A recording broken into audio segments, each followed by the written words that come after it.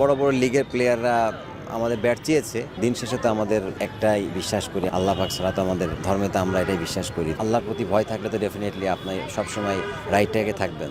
না, এরকম কোনো কিছু না যে কেউ খেলবে, এরকম কোনো না। বিষয় হচ্ছে যে অস্ট্রেলিয়াতে প্রিমিয়ার ডিভিশন বলেন বা বড় বড় লিগের প্লেয়াররা আমাদের ব্যাট চেয়েছে। বাংলাদেশি প্লেয়াররা অনেক প্রমোট করেছে ওখানে বিষয়গুলো, তাদের ভালো লেগেছে। তারা আর বাঙালি কমিউনিটি অনেক ভালো ভালো প্লেয়ার আছে, তারাও চেয়েছে।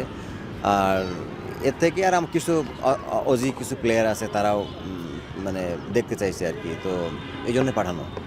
প্লেয়ারদের নামগুলো একটু বলা যাবে, মানে এই প্লেয়ার আছে?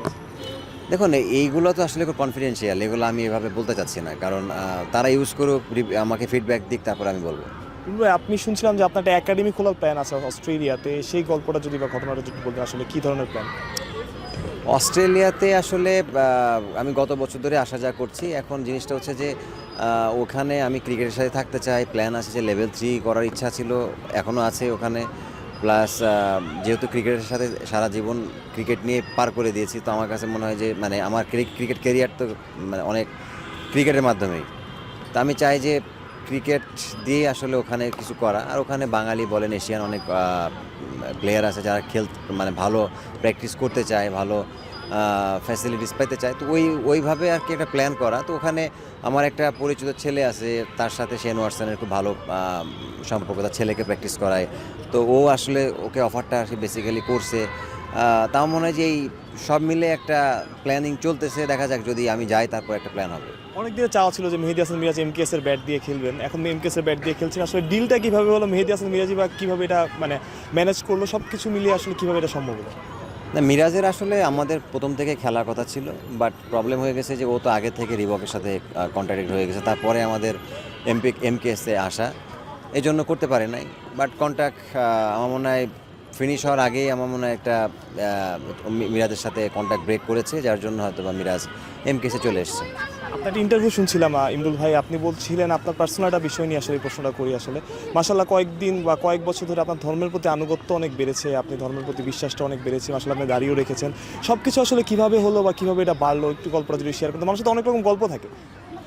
না, দেখুন, আমি মাশাআল্লাহ আমি চেষ্টা করি প্রত্যেক বছরে একবার করে ওমরা পালন করা, বা এবার হজ করলাম আমরা এতে হজে।